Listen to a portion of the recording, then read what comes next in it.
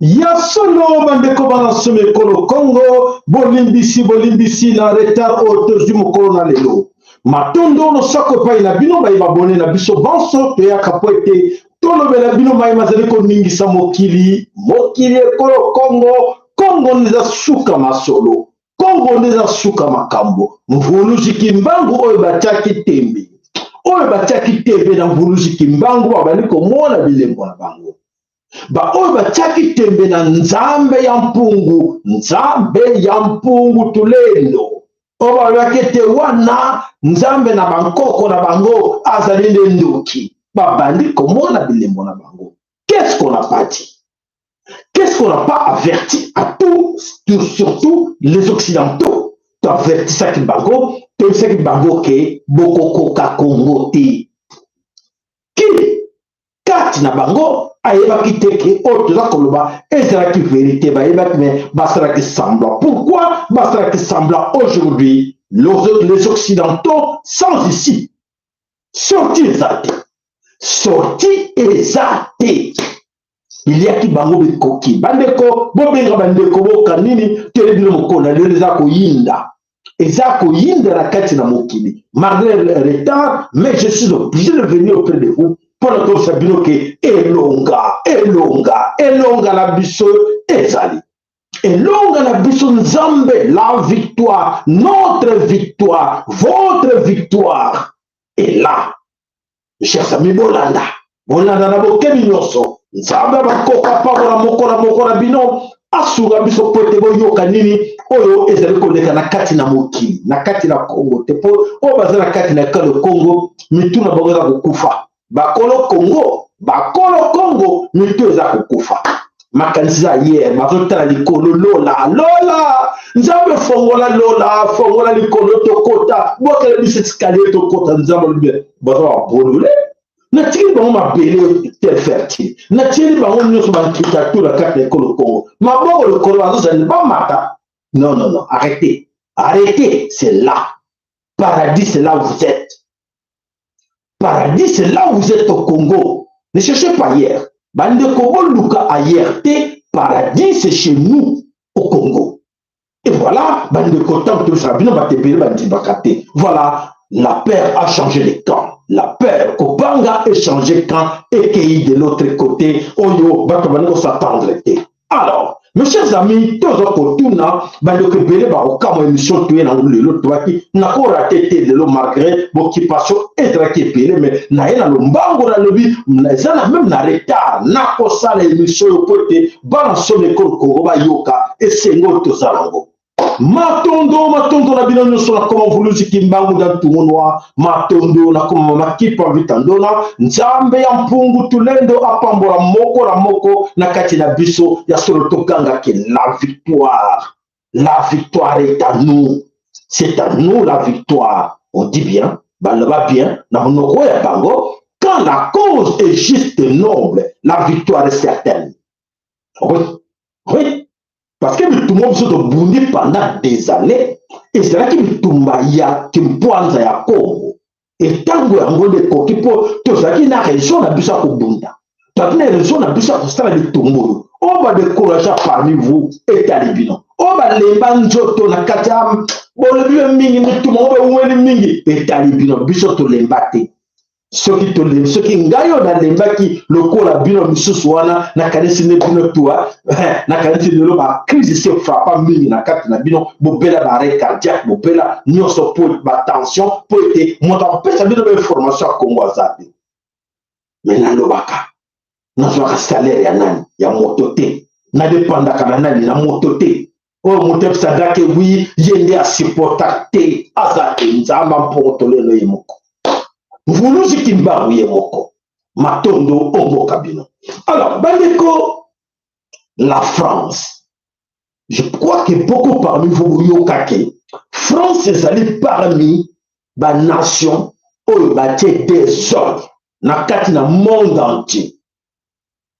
Les désordres autant vivre misère, désordre na kati na monde entier, des guerres, des crimes, des terrorismes. Dans le monde entier, l'origine des autres, tout le monde entier, c'est la France. C'est la France qui est à l'origine de tout ce que nous voyons là comme des autres dans le monde. Il y a des fois, ils sont avec les Américains, mais les Américains se cachent derrière la France. Et ils vont pousser la France, les motos, attaquent toujours des ordres. Il y a des crimes. Partout au monde, il y a des crimes. L'origine de tous ces crimes-là, c'est la France. Ce sont des Français qui sont à l'origine de la criminalité sur le monde. Ne cherchez pas hier. Ne cherchez pas comment terroriste va Ottawa. Non, non, non. C'est ça, il faut voir que c'est la France qui est à l'origine de tout. Alors, la France, Oyo et Sali, nous sommes mal, trop du mal vis-à-vis d'un buisson africain. Plusieurs pays africains aujourd'hui s'y plaident encore l'air à cause de la France, Oyo, Bassara, nous sommes. Mais aujourd'hui, les Occidentaux, la France, Bazawana sans ici. Va éviter par où aller. Ils sont tous contre Miro. Catastrophe contre Miro. Où aller? Comment? Alors, bah, ça a des dégâts partout dans le monde entier. Mais la France, bah, non, non, non, non, non. On a trop fait du mal, mais il ne faut pas perdre le Congo. Nous sommes chassés de partout, mais au Congo, non, non, non, non, non. Il ne faut pas Congo chasser Bissot. Il faut tout le Canada pour ça. Et alors, qu'est-ce qui va Congolais? Il faut pas ça. Alors, mes chers amis, et le combat comme de l'Europe a bloqué les Occidentaux et à la tête la France. Emmanuel Macron, à la gauche, à droite, qu'est-ce qu'il cherche? À éviter et s'il va perdre le contrôle.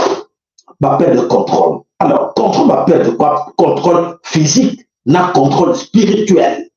On le va perdre parce que tout ce qu'il faisait, il va nous passer la nuit. Au niveau spirituel, la nuit, ça va rituel et le jour va mettre en pratique. Mais les grands maîtres, au bazar en France, au bazar en Europe, au bazar travailler dans l'obscurité, na kati na occulte na bango, na buntu va travailler, non, non, non, c'est fini. Non, non, non, on a perdu.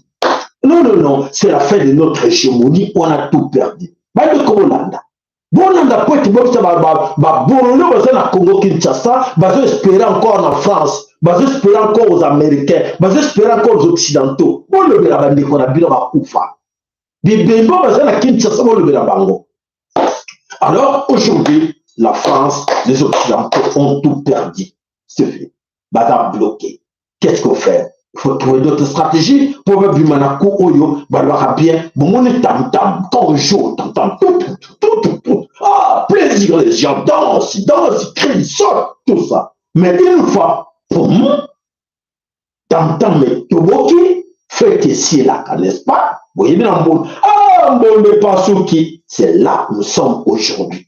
Mbonda, il y a occidentaux et les cas qui m'a cassé, voler les cas qui m'a cassé et s'exploser. Fini. Fini, fini. Il n'y a pas à réparer. Alors, qu'est-ce qu'il faut faire? Nous sommes comme on a pour l'État gauche, et c'est la formalité. Oh, papa qui est na Congo. Papa yaki na Congo. Oh, près la loi à Yaki. Oh, prince tel. Oh, ministre tel. Accueilli na Congo. Et c'est là qui va formalité. Bah, il que c'est fini. Bandeko, Matondo, Nzambe Akumisama. Alors, Tokene, je vous expliquer la paire. Aujourd'hui, ce qui se passe au Congo, tout le kike, tout ce qui est image, Bolanda, et Bongo, to meta, kosoro la biso na bino, likamoni, oyo, bandeko na biso bazako ye batene, oyo biso, oyo Nzamba alaksaka liboso, to yebi ango tolubi, Bidiaki bango bikoki, sikoyo bako sala nini, bako kende wapi. Alors, baza koluka solution, bakimela wapi, bakeloko bomba na wapi, avec tous ces mal qu'ils ont fait aux Africains, na mobimba. Les mal qu'ils ont fait, c'est quoi? Tous ces génocides, tous ces massacres, tous ces crimes contre l'humanité, à l'origine, ce sont les Occidentaux qui sont aux terres. Il y a des crimes nyonso oyo, to viva, banko na biso, on vécu. C'est là. Batata la biso, on vécu cela, biso, tous allez vivre yango. Alors, nous sommes wapi, ti wapi. Allez, suivez comme ça, on verra bien, Boyoka la suite. Alors, Bolanda, Naboke Minoso, vidéo, c'est parti. Alors, je souhaite aujourd'hui que la France reste fidèle à son rôle d'allié indéfectible de la RDC pour défendre son intégrité et sa souveraineté. La République démocratique du Congo ne doit pas être un butin de guerre. Le pillage à ciel ouvert de la République démocratique du Congo doit cesser. Ni pillage, ni balkanisation, ni guerre. Vous avez suivi? Vous avez écouté? Je reprends encore. Alors je souhaite aujourd'hui que la France reste fidèle à son rôle d'allié indéfectible de la RDC pour défendre son intégrité et sa souveraineté. La République démocratique du Congo ne doit pas être un butin de guerre. Le pillage à ciel ouvert de la République démocratique du Congo doit cesser. Ni pillage, ni organisation, ni guerre. Ni pillage, ni balkanisation, ni guerre. Qui sont des auteurs de ces crimes-là? Pillage, balkanisation, guerre. C'est la France. Donc, Emmanuel Macron nous dit cela. Emmanuel Macron, mes chers amis, je tiens encore à vous rappeler parce que beaucoup, ce ne sont pas les hommes blancs qui vont diriger le monde. Ce sera les femmes, les personnes de couleur, et les hommes blancs vont connaître des temps difficiles. C'est comme les dinosaures. Un jour, ils vont disparaître. Et les dinosaures, quand ils ont disparu, leur cri était très fort et très agressif. C'est ce qui se passe avec les mâles blancs, riches et en colère qui dirigent cette planète aujourd'hui. Leurs jours sont comptés. Leurs jours sont comptés. Quel jour n'a pas été compté parce que beaucoup parmi eux sont encore des ignorants, pensent que nous blabla. Nous sommes sans doute en train de vivre la fin de l'hégémonie occidentale sur le monde. Nous nous étions habitués à un ordre international qui, depuis le XVIIIe siècle, reposait sur une hégémonie occidentale, vraisemblablement française au XVIIIe siècle, par l'inspiration des Lumières, sans doute britannique au XIXe grâce à la révolution industrielle, et raisonnablement américain au XXe, grâce aux deux grands conflits et à la domination économique et politique de cette puissance. Les choses changent. Et elles sont profondément bousculées par les erreurs des Occidentaux. Merci. Par les erreurs des Occidentaux. Quelles sont ces erreurs? Tout ce qu'ils ont commis comme erreur, où il y a des crimes, génocide, non seulement au Congo, plus de 50 millions. Plus de 50 millions qui continuent à nous massacrer au Congo comme des animaux, comme des insectes. 50 millions. Mes chers amis, Bakomi Nasoka, voilà. Yolanda, Malamu, Pote, Bobalanda Kabiso Malamu, Baswa Kamayeli, Soglo Nabiso Malamu, Oko Mayeli. Et alors, aujourd'hui, la France dit ni pillage, ni balkanisation, ni guerre. Qui organise tout cela? C'est la France qui a tout le temps organisé ces histoires qui viennent de citer. Alors, on cherche à savoir, c'est le mea culpa ou c'est la réparation? Oyo Emmanuel Macron a Lingo Sala, Oya Lobby, à Saligny, ou changement de stratégie. Nous, on peut dire c'est le changement de stratégie de la fin de toutes choses. Comme on va sentir que la fin c'est là, comme tout le monde va vivre qui est le bilan, alors il faut changer de stratégie. avant-hier, il est temps de changer système pour que utiliser comme soldat africain et utiliser comme banane terroriste. Voilà l'explication au clair où Emmanuel Macron a souhaité qu'à parler dans le Parlement.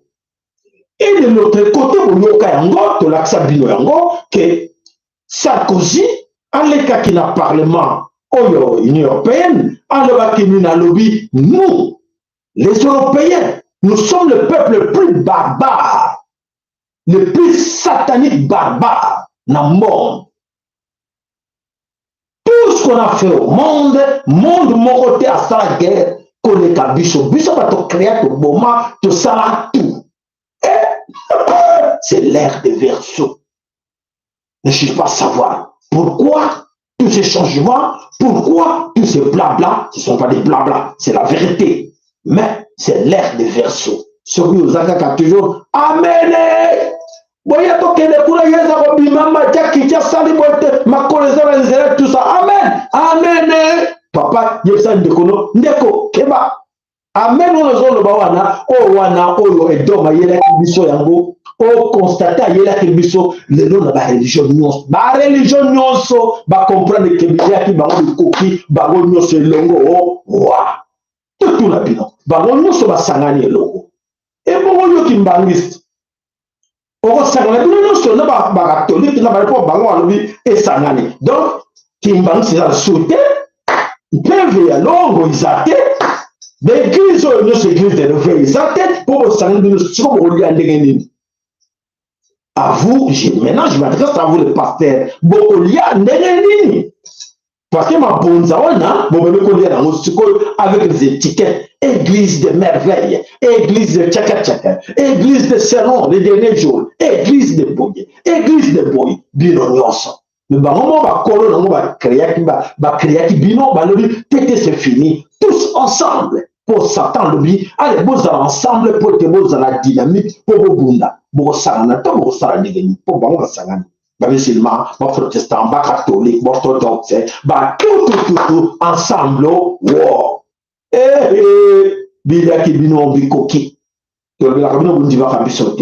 Voilà pourquoi la France a changé d'avis. La France a changé d'avis, maintenant qu'elle a vu plus de guerre, plus de crimes, plus la souveraineté du Congo. Et là, on dit, quelle mouche peut piquer les Français pour dire aujourd'hui que c'est fini les crimes?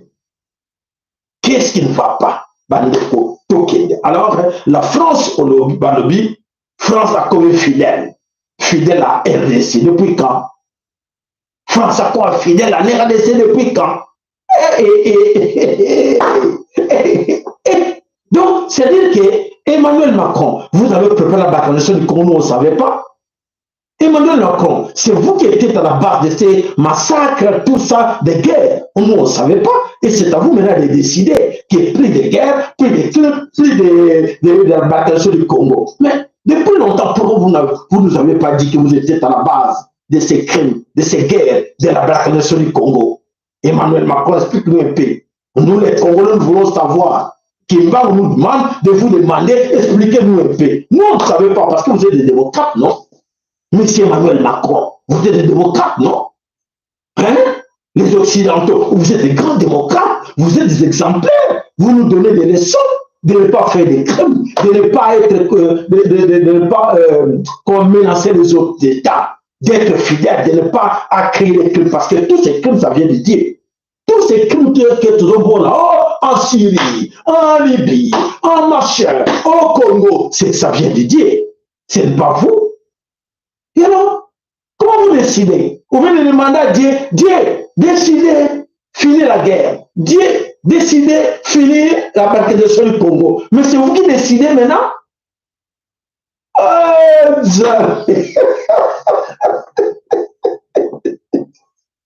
Voilà, mes chers amis, on a tous compris. Matondo pour vos likes, Matondo, on a compris. Ils sont nos ennemis. qui sont nos ennemis. Voilà les autres, les médiocres. Les médiocres qui disent que c'est la diplomatie agissante de Félix Antoine Tshilombo. Et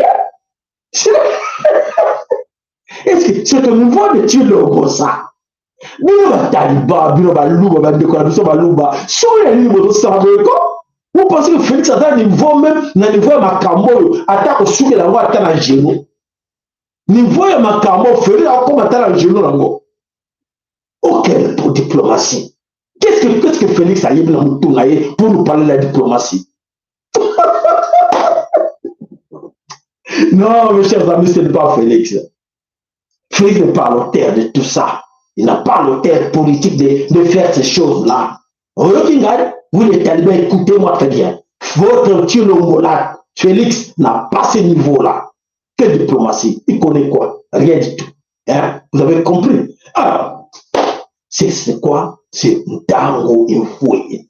Ntango Ifweni, il faut croire à la déclaration d'Emmanuel Macron. Nous, on dit, niet, on ne croit pas à cette histoire. Donc, parce que nous sommes forts. Nous sommes forts. On ne peut pas croire aux déclarations mensongères. Il y a Emmanuel Macron. Parce que, voilà, aujourd'hui, les Occidentaux, Nasuka, c'est la fin. C'est fini. Alors, mes chers amis, alors c'est faire confiance encore une fois au serpent. Donc, croire au discours d'Emmanuel Macron, c'est faire encore une fois confiance au serpent. Vous avez compris? Faire confiance au serpent. Qui entre vous peut faire confiance au serpent? Oui, serpent est venu. Fini, serpent. Fini. Fini la guerre. Fini la balkanisation. Fini là. Un serpent. Qui peut croire un serpent? Bolanda, c'est profond. Hein? C'est très profond ce que j'ai dit là. On a maté yoka. On a posé ma like na bino, matodo pour ma like na bino. Alors voilà les Occidentaux qui se respectent, qui ne respectent rien. Les Occidentaux qui ne respectent rien, tout le monde a la carte, voilà, même des paroles, on va respecter, rater. Qu'est-ce qu'on peut encore croire? Aux paroles, aux promesses, mentir, mensonge, mentir. Alors, mes chers amis, comme la position en faiblesse. Très bien. Comme la position en faiblesse, et ce n'est pas au niveau abyssaux. Au niveau abyssaux, physiquement, au niveau physique, abyssaux, charnel, dans l'église. Charnel, sur le niveau spirituel. Et c'est fini. Niveau spirituel, va coincer. Tout début, boum. C'est fini. Rokingai, c'est Nzambe Matondo. C'est Nzambe Nzambe en pour Tolendo Matondo. Matondo niveau comme si tu sois un message pour nous. C'est Matondo Nzambe en pour Tolendo. Nzapa, Nzakomba. Akongo mongali mfiti mukulu Mungu baba. Mungu amelele Nzambika ungu. Senga ye Matondo. Yeba kalsoko zako yeba te. Comme na tango ya mon tango ifweni yoza koyeba te okatiza tu na tango wana bubungi et pas yo. Voilà mes chers amis, aujourd'hui bazana peur aujourd'hui va perdre le Congo pour moi, va perdre le Congo pour moi. Voilà la nouvelle stratégie. Vraiment, surtout perdre le Congo. Malheureusement, ils ont échoué. Alors, la nouvelle stratégie, la stratégie surtout, Kagame, Ayala Kibango, Apira Imatuti, Sala Kibango, Tobane Koloba. On les disait tout le temps. Attention! Souvenez-vous encore de la photo, Angela Merkel. Angela Merkel a vendu na Macky Sall, na les autres présidents européens, baza attentif na koyoka Kagame a fait sa stratégie du chaos. Comment il va récupérer le Congo? Comment il va exterminer le Congo? Il est capable parce qu'il va exterminer petit à petit. Ils étaient très contents, attentifs. Oui. Bon, moi la photo dans l'accès Binango. Voilà. Qu'est-ce qu'on leur disait à ce temps-là? Arrêtez! Le Congo, ce n'est pas le Soudan. Le Congo, ce n'est pas un pays où Sakani Nango à gauche, à droite. On disait tout le temps, attention, Congo de Moutou Tadi, Congo d'Antotila Tadi, Yango de Moutou Koko Isabino. Tout le bac Yango, on dit la bichotte, alors regarde-moi ces gens-là. C'est n'importe quoi. Nous, on a un plan. Oui, le plan, c'est quoi? C'est bien étudié par les professeurs. Il y a les États-Unis d'Amérique qui s'appelle Peter Pan. Peter Pan va étudier ses plans.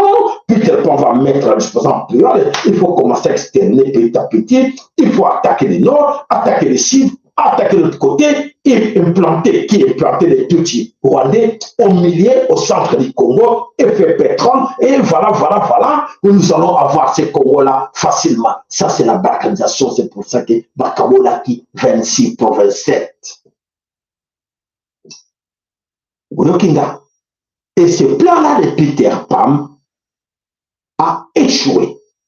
C'est fini. Donc, n'a échoué ça, ce n'est pas Yonanga de notre façon de parler, de notre façon de crier et de notre façon de faire la politique ou quoi que ce soit, ou de façon de prier, TTT. C'est Nzambe en Pongo, il était temps. Au 8 siècles, il a dit, c'est fini, l'ère de Verseau, l'ère de la vérité est là, et c'est fini. Matondo, voilà, mes chers amis, voilà, aujourd'hui, va préférer changer de stratégie, mais malgré qu'ils ont changé de stratégie en disant du blabla comme ça, personne ne va croire Emmanuel Macron. Nous, la lutte continue. On sait que la libération du Congo est là, c'est la libération divine, et non la libération Euro, il y avait Illuminati. Les Illuminati ont échoué. Alors, ne trouvez pas les excuses. Alors, tout ce que nous vous demandons, la vigilance. Voilà, après l'échec de la balkanisation que nous vous annonçons tout de suite là, c'est fini. Ils ont échoué en tout et pour tout. Voilà, mes chers amis Bandeko, au pays Oyo, pays sans carte d'identité, pays avec plusieurs intellectuels et plusieurs pasteurs. Mais voilà, la situation qui nous ont amenés dans cette situation d'être dans un pays sans carte d'identité. Les amis des étrangers, écoutez, au Congo, il n'y a jamais eu la carte d'identité. Les numéros nationaux, ça n'existait pas. Comment? C'était une jungle. Cette jungle-là était organisée par les Occidentaux, les grands démocrates, mais ils ont préféré laisser notre population sans carte d'identité, mais plein des professeurs d'université, plein des intellectuels congolais, zéro médiocre. Voilà, mes chers amis. Alors, bande combat na somme au Congo, nakalisi toza koloba butu na moi. Alors, bande ko oyo baza koyoka te, bazo yoka biso lelo, toyoka oto sabino lelo, eza ko yinda à gauche à droite. Allez, c'est parti. C'est l'unité 111e brigade commando israélien qui vient d'atterrir en RDC. Depuis Israël, où ils ont passé leur formation, ils ont obtenu les brevets de mérite. Ils sont tous revenus sur le sol congolais de leurs ancêtres accompagnés de leurs formateurs. Maintenant où je vous parle, quelques séances se déroulent dans les centres de Kibomango, des séances de démonstration. Ils sont déterminés à faire l'aventure des terroristes rwandais 23. Ils disent qu'après que les centres de Kibomango, dans les 10 semaines, ils doivent être déployés dans les Rutshuru, dans les Nyiragongo, dans les Massissi au nord Kivu, pour mettre fin à l'aventure du 1 mai, fait le droit des terroristes. N'importe quoi. Voilà comment ces gens qui... Au moins, Félix Tshilombo, Bololé à Tshilombo, regarde-moi des aventures pareilles. Tshilombo, Azuba, Bandekone, Banduba, Aneba, on est Israël, Bandekone, Baliak, Matamba, Mingi, Baliak, Foufou, Mingi, Mamoulkan, Bango, Kilo. Vous pensez que ces gens-là, qu'est-ce qu'ils vont faire devant les commandeurs visibles? Devant nos commandeurs visibles. Bako Salani, Batoyo. Tshilombo Kimaka. Tshilombo Nazako Senga yo Kimaka. Yo yebi yo moko, ba venture oyo sali oyo. Combien de gens qu'on a vu sur Mémina Est à Congo, Basilisa Barotou, les jeunes venant de Kisangani, venant de gauche à droite, ils ont suivi les formations militaires, ils ont fait ceci, ils vont voir les M23, Oji, Obengi, même non sur Mokili, Wabuna M23, Okeko Benga, Tiba, Okeo Tambole Mokili Mobimba, basoda ti obengi bacriminel oyo bagresseur na biso baya kobundisa ba 123 Chilombo, ça c'est jouer avec des Congolais. Ça c'est jouer avec des Congolais. Qu'est-ce que tu veux nous faire voir? Des gens là, oh la télé sur les mages avec vos talibans là, montage, ces gens-là sont capables de lutter au Congo. Ils étaient où depuis tout ce temps-là? Ils étaient où? Maintenant pour faire voir le Congolais, ah calmez-vous, calmez-vous. Après avoir voilà votre ami qui dit fini la guerre au Congo et voilà l'armée d'Angleterre, voilà c'est fini. Ça c'est la peur. C'est la peur qui fait aujourd'hui que Bassir Chilombo Salamoui. Chilombo est au service de tout Rwandais. Chilombo, tout ce qu'il fait là, c'est pour servir les Rwandais de Tutsi. L'Empire Imatuti. Bas soldats wana, soldats Batuti Rwandais. Ils sont pas là pour combattre les Tutsi. Vous avez compris? Et ils allaient pas réservistes, on va servir que, oui, tant en France, c'est que nous voyons Somalie, Bakei. Donc voilà, bas criminels, bas mercenaires, on va tenir fait ça pour te servir comme ça bas crime. Ce sont des terroristes. Au moment de la Kibino Bangoana, ne faites jamais confiance. Nakanisi, vous le savez bien, depuis qu'il va ventir au Congo, l'enlèvement, nous savons que le ministère de l'Intérieur, de la Justice, de l'Armée, de la Défense, Azawana. Mais bon, ça biso, oui, groupe soit na monga fula na ipen soit na ma campagne bakangi ndako moko kuna o bablo longola batu borgan o bango kata batu bakangi groupe bango balaccepte bino bango. Vous avez compris, mes chers amis? Posez-vous des questions. Batouana bazo salba crime à toute impunité. Bazawa, la Congo non. Et la plupart sont des plans. La plupart sont des plans sur des Tutsi Rwandais. On va prélever Bargan Yabat. Bakanga Boni. Boulaksa Bokanga Biso Boni. Aner. Bokangela Biso Batouana Koma. On va salba crime banda 5 ans, 10 ans ngoyo de crimes continuent en RDC. Bokangela Biso Mindele Boni. On va salba Bargan Yabat de Kona Biso. Boni. Bololé Yabat.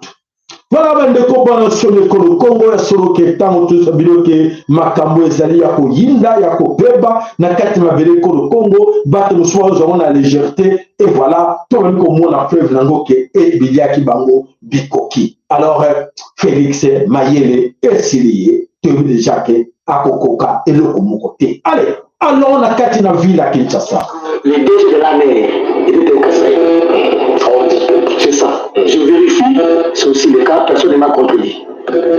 CNSS, celui qui gère CNSS, c'est aussi un Kassai. Celui qui gère la CENI, c'est aussi un Kassai. Celui qui gère la Cour constitutionnelle, c'est aussi un Kassai. Celui qui gère la Cour de cassation, c'est aussi un Kassai. Celui qui gère la Banque centrale du Congo, c'est un Kassai. Vice-ministre de l'Intérieur, c'est aussi un Kassai. Ministre de l'Intérieur, ministre des Affaires étrangères, c'est aussi un Kassai. Ministre des Finances, c'est aussi un Kassai. Ministre de la Justice, c'est aussi un Kassai. Ministre des Affaires sociales, c'est aussi un Kassai. Ministre des Mines, c'est aussi un Kassai.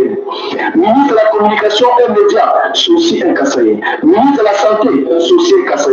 Ministre de l'EPC, c'est aussi un Kassai. L'urbanisme, c'est aussi un Kassai.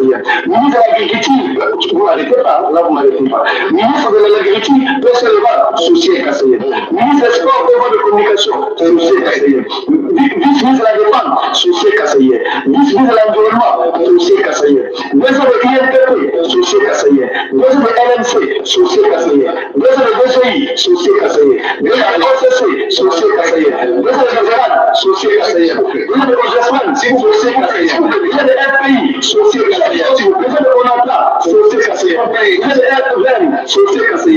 Ministre de CNSS, c'est aussi un Kassai. Ministre de l'entrepreneuriat, c'est aussi un Kassai. S'il vous plaît, la liste n'est pas exhaustive. Voilà. Quand vous faites une mise en place, tenez compte de la géopolitique. Je suis de la province du Bas-Ouéli, territoire de Bouddha. Vous n'allez pas me dire que dans la province, Mawa, Chilombo Mawa, Et qu'est-ce que tu nous as pas promis? Tu nous promettais que tu sois comme belé, la katina belé kolo Congo, ou ya loba kito au moins moke, et loko moko, et salamité, toko mona kakato timandeko na yenyoso na pouvoir. Et bon, lobi bandeko wana, bako justifier ndenge que oui, kakabama bazaki na pouvoir na mabele kolo Congo, et cause à la place, ipe mawa, ya komona cette histoire autant qu'on vivre na mabele kolo Congo, que la situation oyo ya bakasayen. Bango, na bango. Apparemment, lui, parce que il m'a dit que c'est à titre de nous, la liste, il y a encore des gens à la Kabila. Si vous ne pouvez pas attendre, vous pouvez pas la liste de l'Union. Vous parlez de la Kabila, c'est ça, on va dire la Kabila. Vous comparez ce que la Kabila fait. Tu sais que des Azanzoko. Tu sais que des Alinzoko. Vous comparez ce que la Kabila fait, papa. Tu sais que dit Alongi Mobutu. Tshisekedi alongi Mose le Père. Tshisekedi a bondi 30 ans. Kabila est marié à Mboga. Kabila Zananani. Kabila est à Mboga Zata Tali Télématé. Vous comprenez Tshisekedi à Kabila. Il faut arrêter cette comparaison-là. Kabila est la classe à Mboga Atangawati. Pas la classe à Eva Zanawati. Tshisekedi c'est le premier docteur en droit. Tout le monde le connaît. Vous voulez comparer bien un gâteau, ça c'est un faux débat. Donc je t'amène à comprendre simplement. Et à retenir que Tshisekedi c'est un grand héros. Il y a un moment où il tu sais que les bébés sont là parce que n'est-ce pas le condé là et ça n'est pas condé parce que vous le malotez. Nous le condé tu sais que le condé vous le faites. C'est pas moi ouais les la politique na bilan yo to te je vais pas ba ouais Algérie et Algérie ba ouais diplomatique. Président de l'Assemblée Félix Tshisekedi le président de la musique à quel moment la secrétaire général Jean-Marc Kaboul Bazabula toujours la cadre idéologique pour un contact diplomatique et puis qu'on ça déjà n'est pas déjà vous sommes là. Boyoki bango bomoni bango lobi balobaki boye balobaki bomoni bango to bila biso eloko te bino moko boyebi bango eloko nini baza kosala na kati na mabele kolo Congo. Alors voilà la situation oyo eza koleka na mabele kolo Congo eza ya pasi na bandeko na biso bakasayen oyo tobali kondima te ke tokokoma na situation ya boye na nos frères kasayen ekozala nginda mikolo ezali koya tokoyeba te boyebi boyebaka bozoleka bolanda oyo topesa bino dossier 21 000 $ ya badepute. Est-ce que boyebaki la famille biologique à Chilombo bango nyonso na bana na botama te na mabumu bamama na bango soki cousine na ye moko aza na se mwana wana aza dia na salaire boyebi yango abo boyebi te allez bolanda. Je vous salue. Vous vous souvenez quand nous avions appris que nos députés nationaux touchent 21 000 $ par mois? Vous savez comment on était choqués vu l'état de la situation sociale de notre peuple. Mais ils ne sont pas les seuls. Ils ne sont pas les seuls. Je viens d'apprendre qu'il y a des membres de la famille du président et aussi touchent 20 000 $ chaque mois. Ça veut dire qu'il y a un range de 20 à 3 000 $ chaque mois. Ça va commencer par les frères, les soeurs, jusqu'au dernier cousin, là, c'est 3 000 $ chaque mois. Donc, ils touchent plus que nos officiers militaires, nos officiers supérieurs, ils touchent plus que les conseils d'université, ils touchent plus que les médecins, sans rien faire. Donc, les fonctions pour lesquelles on le paye, c'est 21 000 $. Ils sont des membres de la famille du président. Sommes-nous dans un royaume ou sommes-nous dans une république?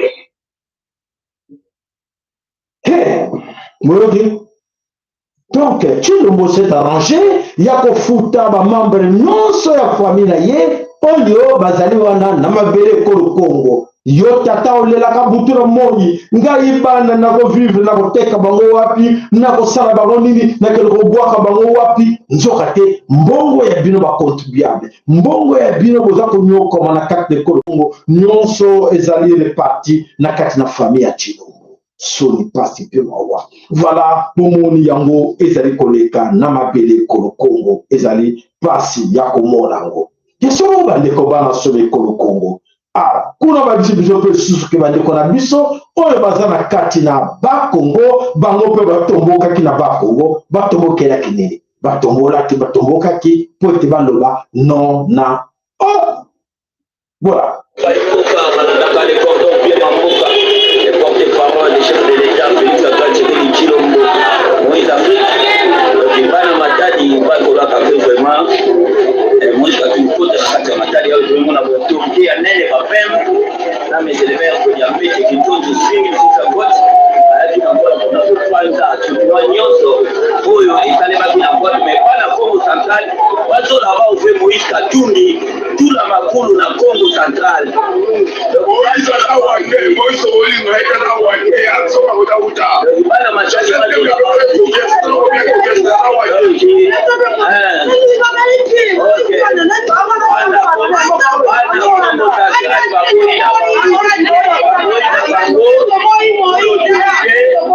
Moïse Katumbi bana Congo central balingi na bango te.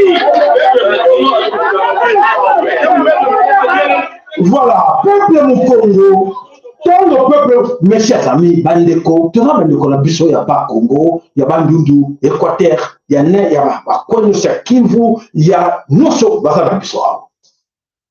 Je sais qu'on le va mikolo nyonso. Que Kinshasa est menacé na ba Kwamoto, na Mbakana, Mbororo, pardon, oyo ba yela ki biso ba Ngombe, ba tie des hommes bomeli biso bato ebele. Tolobi to la c'est l'émission bande qu'on a ba tuti wana ba katinzela ba koti na ba Congo na Congo central. To ça qu'on va bouter na moi. Mais ba Congo central ba télémité. Pour te ba luka ba kangela biso ba Mboro. Mais ba Mboro na ce qui na ke vula ba ki biso ba kinyos. Ba ça ko boma déjà. Mais t'as la distraction. Dans la distraction comme moi, on y a biso bandeko, ba me pesi na kati na distraction, on va tini ba on a Tshilombo pour que basala non à Moïse Katumbi. Qu'est-ce qu'on a à voir à foudre avec Moïse Katumbi? Le danger est là. Oh ils ont bourré sa bateau, ba beta mokara, ba de la bêtise. Ba de la bêtise, nous parler des bêtises de Moïse Katumbi. Qu'est-ce qu'on a à foudre avec ces gars, cet homme, un juif zambien? Qu'est-ce qu'on a à foudre avec cet Italien? On peut avoir conscience, n'a pas ça l'élément, où il est important, il y a à défendre l'intérêt à bio que vous avez menacé na Katia Ba Congo. Mais voilà, voilà de quoi ils sont capables. Dans les Arabes, ils sont pas à Mounou ya Ba Congo. Ben il y a aucun lutte na Katia Ba Congo, na Katia Congo central, des distractions. Mais on parle na beno que vous trouvez la vie. Qui m'a bango vivant. Boga tuba qui m'a battu mais boga tuba la carte bêtise, la distraction. Il y a Félix Antoine Tshilombo na Fayulu na Moïse Katumbi. Incroyable. Voilà bandeko biso te yaka wana ndeko la musabino oyoki malamu oyoki te okanisi za ba black etali bino pote biso nyonso toza komona yango ezolekela biso na mabele ekolo Congo. Alors oza koyeba te ekoza ba passe mingi pona ye pote tant que beta mbela bandeko baza kolanda bisote. Allez, tolanda.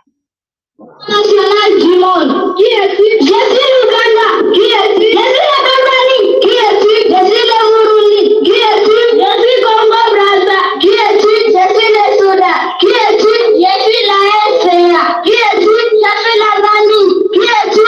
Je suis l'Angola. Qui es-tu? Je suis le Rwanda. Qui es-tu? Je suis la RDC.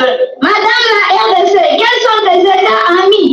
Les États amis sont l'Angola, Zambie, RCA, le Soudan, Congo Brazza, Burundi, Tanzanie. Madame la RDC, quels sont tes États ennemis? mes États ennemis sont le Rwanda et l'Ouganda.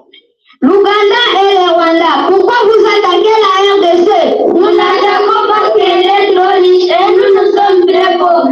Madame la RDC, peux-tu donner une partie de ton étendue au Rwanda et à l'Ouganda? Non, la RDC restera unie et indivisible.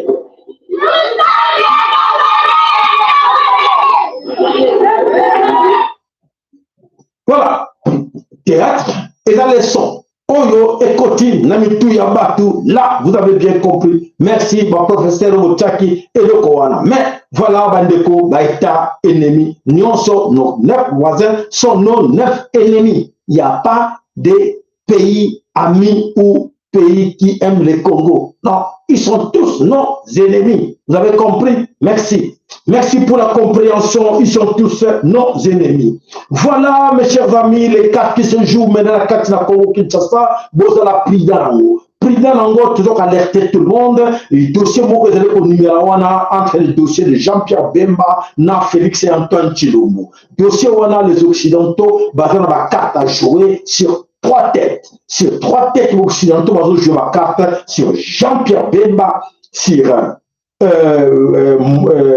Vital Kamerhe et sur Moïse Katumbi. Ce sont des cartes occidentaux qui jouent dans. Et de l'autre côté, Baza peut distraire le Bissot avec la carte de Fayoulou et Félix et Antoine Tshilombo. Prudence, Bandekona Bissot. Alors, tout ça, président, vraiment, surtout l'année, géo la démocratie, géo la bataille politique. Donc, nous sommes encore répartis, mais aussi, croyez-moi, Nzambe, Azana Bissot et Longo et Kosimbate. Voilà, Nzambe Azana Bissot Longo et Kosimbate, Makamunusako de Kawana, Bissot Moko Tomonyango déjà, Oyo Ezako de Kosimbate, Namabele Kolokongo Poite, Nzambe Ateremi, Ga Poite a sauvé à l'Ongola Congo, na difficulté au Nyonso. Donc, et c'est à vous, Bissot Bala Komi, Bala Somme Kolokongo, Tozalango Pe, Vigilant Bissot Moko. Alors, on a posé la question à tous nos amis, est-ce que l'Angola est plus riche que la RDC Congo? Réponse est pas inhabituelle. Est-ce que Angola est plus riche que la RDC Congo? Ceux qui ont quelques réponses, avant de continuer à exploiter le sujet pour veiller attention à tout le monde. L'Angola est plus riche que la RDC Congo. Pour que tout le monde ait un reportage de en Angola, il y a des investisseurs. Les investisseurs angolais, il y a la carte école Congo, investir, il y a la carte école Congo, il y a Congo, il y a Congo, investisseurs Angola, il y a Mbongo Mingi, il y a Portugal, il y a investir la carte Portugal, il y a Angolais. Et la carte Congo, de toutes les questions. Voilà, tout le monde ndeko Derrick Gabriel Alobi, non.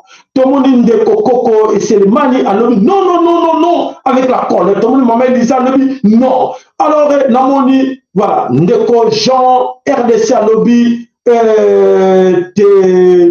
Noisette, très riche, Noisette, Noisette, bon. Alors, ndeko Koko et Selemani, non, non, non, non, non, éveillé. Alors, non, voilà, tout le monde dit vraiment non, non, bah non, et vous allez multiplier que Angola et Koko sera plus riche que le Congo, jamais. Effectivement, non. Quel miracle que Angola va sali pour pas comme plus riche que Congo. Ah oui. Alors, je vais vous raconter une histoire. L'Angola a connu une guerre depuis les 30 ans de guerre. Plus de 30 ans de guerre. À l'époque, Oyo Angola Bunda Bitumba. Congo et Bunda Bitumba, tel que l'Angola Bunda, Oyo il y a 30 ans. Et Angola va koufa na guerre wana. Bisoto Bunda Bitumba, Oyo ils ont reconnu la monde. Génocide de Salama, ils ont reconnu. Niveau intention, nous devons lever l'Angola, mais Angola. Ils ont officiellement que Angola a créé la guerre, a Bunda guerre, nation d'Angola. N'est-ce pas? Oui. 30 ans de guerre. Vous avez connu, vous voyez bien, moi? Oui, voilà, vous voyez bien. L'Angola, aujourd'hui, n'a pas des intellectuels plus que le Congo. N'est-ce pas? Bon, quand même. Non, non, non. L'Angola n'a pas des intellectuels plus que le Congo. Bangolais va t'engager parce que tout ce temps, on va s'arrêter dans la guerre, on va quitter le Congo, mais on va dans le Congo, n'est-ce pas? Boyoka. Donc, l'Angola a 30 ans de guerre, l'Angola n'a pas des intellectuels, l'Angola n'a pas de professeurs d'université, l'Angola n'a pas de guerre, Kimi Baye na kati na Congo, Baye Kotanga na Congo. Les Angolais ont édité la Congo. Et la plupart Angolais ont dirigé depuis Santos, na kati na Congo, Baza Babenga Bamba Congo. Congo, Bato Baza na Angola, o bazo diriger pouvoir Angola, o baza banda la tête, tire na kati na pouvoir ya Angola ezali bakongo bakongolais bakongo. Ah bon? Oui. Bakalingala la présidence. À part Joël Lorenzo, mais n'importe ya mwana njili boyebi Santos bango wana kati ya présidence lingala. Miracle bato bazui pour te ba comme riche, plus riche que le Congo et où tu wapi. Oui, mes chers amis, au lieu de solo, nous avons un sérieux problème. Nous avons un sérieux problème. Dans un pays, Oyo, ben intellectuels à des professeurs d'université, des magistrats, des docteurs, des licenciés des gens de professeurs avec plusieurs titres académiques, plusieurs diplômes, plein. Mais dans ces pays-là, ils travaillent tous, hein. Ils font des réunions nuit et jour. Mais ça la carte d'identité. Carte d'identité. Exact. Et bien, intellectuel plein. Et moi, quand on a des économistes, des professeurs d'économie plein dans le Congo, bazoba. Hein? Qu'est-ce qu'on dit? Vous appelez quoi? Vous appelez quoi? Que vous êtes qui? Vous êtes des soba? Vous êtes bazoba? Vous êtes brûlé bazoba? Pour moi, quand le Angola, bino, la plupart, makamuto de Angola, ce sont des Congolais, batoubaïdés, bangolais. Mais bino, pourquoi c'est vous, ils ont marché raté? Miibi. Que des voleurs comme Chilombo, que des frappeurs comme Chilombo, kakaba miibi na miibi. Et bon, batouana miibi wana. Faut avoir pitié d'un jour. Tout ce qu'ils ont volé, les biens de l'État, des biens pour construire l'État, pour construire le pays, des biens pour alimenter et aider les citoyens, ils ont volé ça pour eux. Rappel, est-ce que demain, bino, bokondimake bandako batonga, immeuble batonga, okimbuta tonga plus de 10, 15, 20 immeubles, oyo mosito atonga plus de 110. Oyo azala immeuble na ville, oyo généraux bazala 5, 10 immeubles, oyo officier, oyo responsabilité otikeli kobunda na guerre ya Est ya Congo, batonga bandako château. Totikela bango que oui, ils ont travaillé quand même, hein, oui, que Mout était gouverneur de la ville. Ah oui, qui encore avait Félix Antoine, tu était président. Pourquoi qu'on fait Ndako Bande qu'on a été? Pourquoi Mosito a offert Bandako ba château, bien? Ah bon? Tokota la bison à bino. Tout ça pour un rappel, hein? Rappel, pour bien qu'il va calater les coquilles. Tant bien que mon coquille, boye baka, bachege, bakuluna, bala terre, bachege, bakuluna, bala terre. Tu sais que bon serveur bandako, tu bon serveur château, tu bon serveur hôtel, il y a bien beaucoup là. Hein? Bon soutenir le biseau. Tolobi, toko boto la yango pour la nation, toko boto la yango pour l'État, et que ça va bien à l'État. Pour nyoko l'État, comme si mboka bazoba, pour avoir intérêt personnel individuel ya bino. Voilà ni ngai bandeko. Ah, yebisa ndeko na zara ba ke bato bazo lobby. Ba ete ba kotika la bino chance te ba kotika ndako moko te. Mais on change ka ba kombo toko yeba chasse à l'homme. Les gens bato ne soit ça dans l'administration, il est temps pour vous parce que ba nuire pe bino. Hein? Ba fonctionnaire. Vous avez un frère qui est fonctionnaire, Oyazali dans telle ville à gauche, à droite, Yebisaye, Azila Kapito va fichier wana. Moko na bilan va fichier. Aïe va pendako boy. Bali va changer Congo, va changer dans quelle période, dans quelle période, dans temps ni. Vous savez bilo wana tout. Vous yebi, au bon bango, pour un besoin de bino. Et vous avez un cadeau na bino. Vous kinga, wana l'outil bureau. Vous avez un cadeau na bino, on a reconstitué. Bah, dossier est belé. Plus votre dossier vous allez belé, il y a ma maison à récupérer, il y a ma château à récupérer, il y a ma immeuble à récupérer. Plus vous en avez cadeau dans le niveau du gouvernement central. Voilà un message et il y a qui pour la bino que chacun de vous a aujourd'hui ma copie. ba copie bomba na ndako na yo ju copie ndako ezalaki ya boye adresse boye oyo yebi bomba lobi okota pe na chanson bénéficier ndako moko pote yo songi l'état congolais l'état co hein vous avez compris. Merci matondo na bino oyo ba comprendre eza esengo mingi po ete boyebi réalité oyo koya tozo promettre te bien to promettre ko attaquer. Oh non, un jour c'est de kona ki mokonzi tokotonga botoroute biso de kona mokonzi te kovana kuna na Nord Kivu c'est de kona bakonzi bokolia malamu bino ba soda bokozala bo biso tolobi bino ba soda ozo nyoko la peuple tokokanga bino. Et voilà, Mosite 300 maisons. Merci, Papa d'Eric. Bon, Lukaka, bon, joie, Kabelima, bon, Lukaka. Au commun 300, Papa d'Eric, faites effort. Il y a un Luka moyen, il y a un villa, biso, adresse, babilo, on a tout. Bon, joie, Kayamon, non, son. Tu promettes, bah, tu te aider, bah, rien. Tu boto là. Tu bien, l'État a boto là, il y a un gros. Ezana mabele ko le Congo, ezana mboko mbongo ba nyokoli ba congolais bazo souffrir le ba mama balalaka na l'église ko luka ko sambela ko nzaba pesa bango et tandis yo ba cho bokonzi, yo ba cho député, yo ba cho sénateur, yo ba cho ministre ko nyokoli peuple wana donc yebaka ke malheur na yo to frapper bino.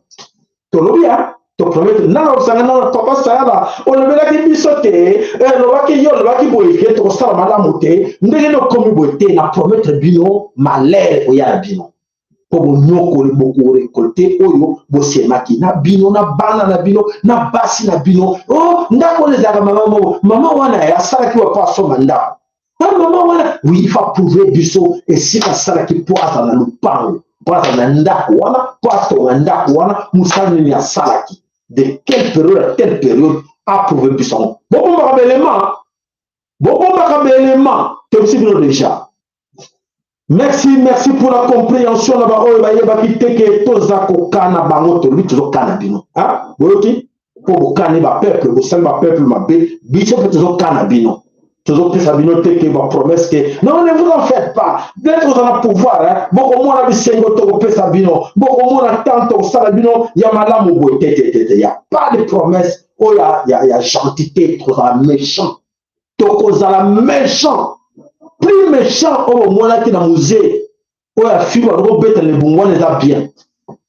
Il y a un musée, et c'est là qui est bien. Oh, il y a un film, oh, il y a quelqu'un, et on va mettre un kin, bah, blague au sala. Bolapa on dit bato ba yende misuka kokima ate to kela kela mboka musu parce que na ko makambo te zo promettre bino boyoki te zo promettre bino déjà pour prendre na malamu te que non oui bozala wana pote to sala bino malamu te to promettre ngote et ko zala kate pour nyoko ba population na biso nyoko ba mama na biso nyoko ba na biso bande ko biso diaspora ba zo travailler nuit et jour pour la routine de la bana bande ko na bango po balia il faut ba batinda na poto et mboka on za bomengo toni bomengo wane kena wapi bomengo wane kena bandaku na ba château biloko na nyoso ba château wana eza mbongo ya moyibi. Alors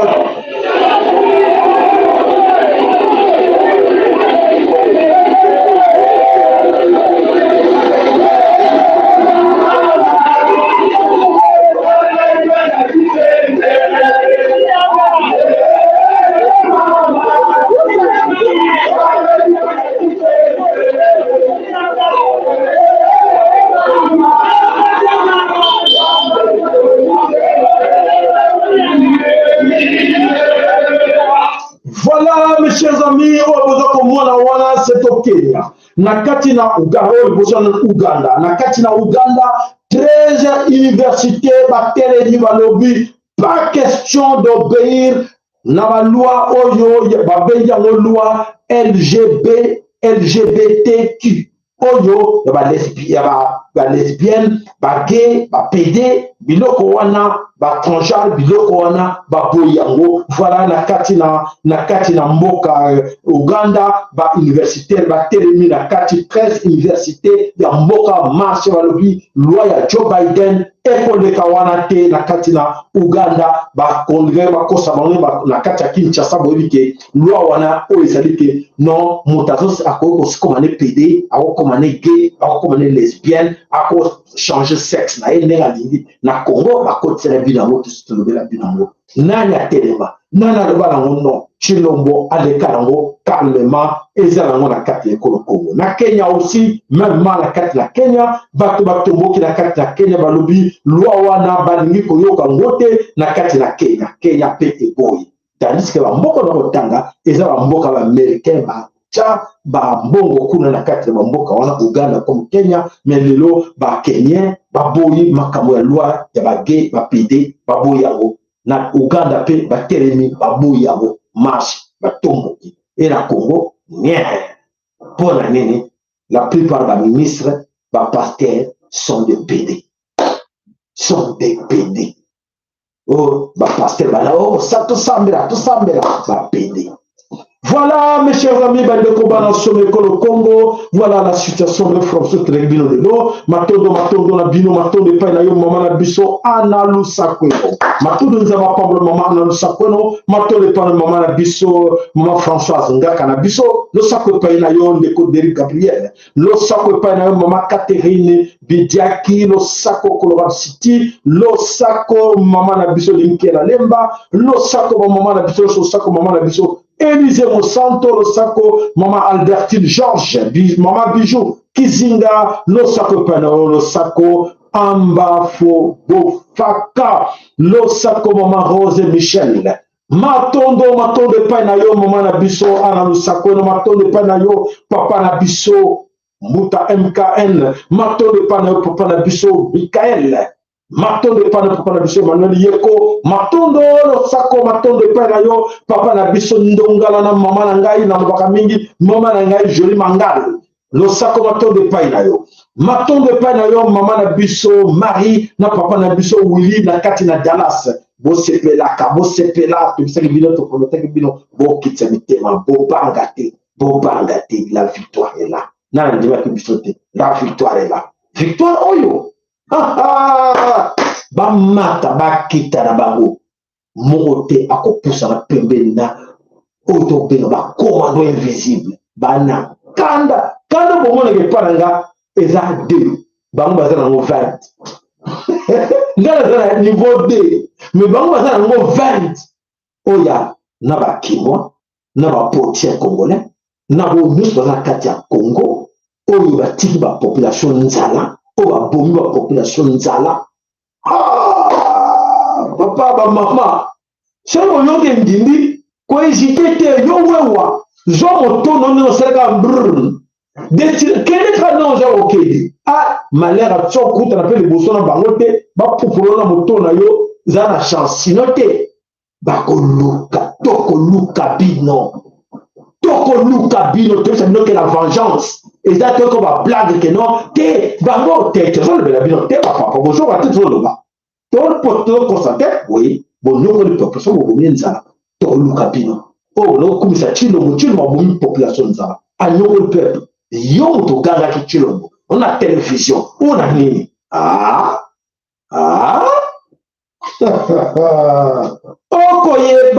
okoyeba esika nini yo kima okoyeba se okima et la blague thème comme tu vois là wazo mona ngo dire blague à lui te bakana ba ndenge wana biso mandana biso tinyo joko ya bozela comme bozozela yezo na bina ko ya pour établir ça bino bozela yete wana chingwa muntu akumbele Felix Antoine Tshisekedi mkondo balinga te donc problème akilu muntu akumbele Felix Antoine Tshisekedi mukala mukusambo portikoli zote na malembe ki 2058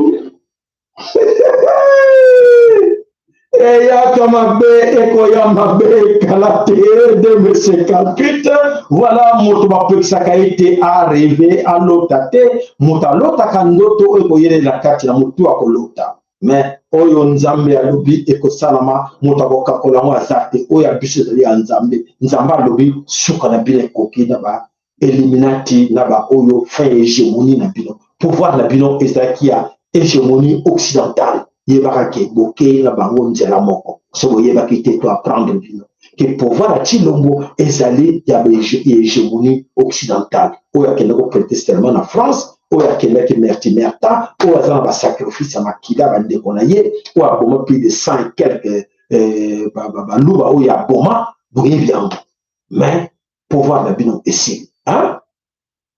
Pouvoir na bino esili oyoki ngai malamu oyoki ngai tobi te eza nanu oui ngai fana koma na parlement ngai fana koma député pouvoir kosila boye te rêve na yo voilà matondo na bino nyonso bandeko na biso bana somekolo Congo topesani rendez-vous na biso lobby mokolo samedi toyeba oyo nyonso eza koleka na butu na lelo na lobby tokoti na mois ya juin